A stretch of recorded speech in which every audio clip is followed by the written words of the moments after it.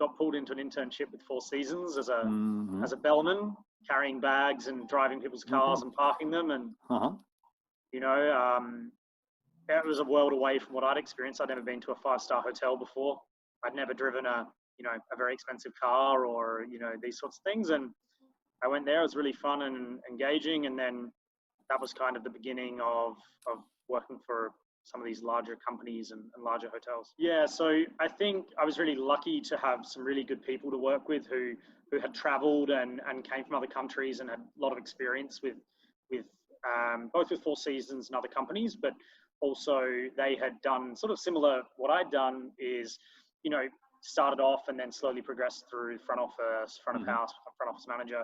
The really exciting opportunity came up to work at the Shard in London. I mean, I'd heard about the hotel. I heard it was very busy and it was pretty challenging because it was in the Shard and new.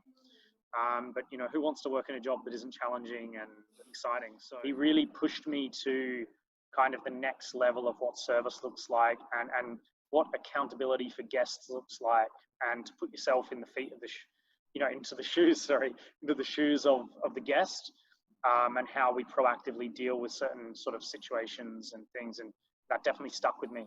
I think after about 10 years of working big company, big hotels, there was an opportunity to kind of take the next step. But also, I think we saw that in London as well. All these new hotels opened, like even the Ned is a big example, but the Curtin Hotel, Ace Hotels, some of these smaller hotels which are more focused on food and beverage and less about rooms. I'm come from a traditional rooms background, and probably to take, I have fairly ambitious career goals, and what I want to do, you need to know a bit of everything. And I think the viewpoint of hotels had changed, where it became more sort of, even Soho House as the example, it's more about that community and the food and beverage and knowing people and that culture of, it's not just the guests staying in the hotel, but it's also the city and the people in the city, and being a destination for dining and events and things like that.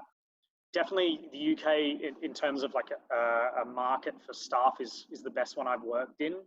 It's got the most competitive staff who want to progress and learn, some very ambitious people. It's also such a good melting pot because there's people from every country coming in, and it was really good to see a lot of people who I guess I saw similarities to me, who were really ambitious. They were very early 20s, but although some of them wanted to be managers the next day, which probably isn't realistic, they really wanted to learn and work hard and were really open to feedback. And that was a really good opportunity. And, people who did that with me, as I said, there were some people I worked with who gave me those opportunities. And I think, particularly when I worked in London in the Shangri-La, a lot of the team used to come to me. I had an open door policy, right? And it wasn't just people who worked directly for me, it was people in other departments who wanted to ask things. And, okay, we all know about COVID, but we got to think optimistically about everything. Every generation has lived through something like this. It may not have been COVID, it might have been something else. There's been depressions, recessions, wars, all sorts of things, right? The one thing you can be confident on is that it will change and recover, and we'll look back on it and go, that was challenging, but I'm actually using it as a learning experience.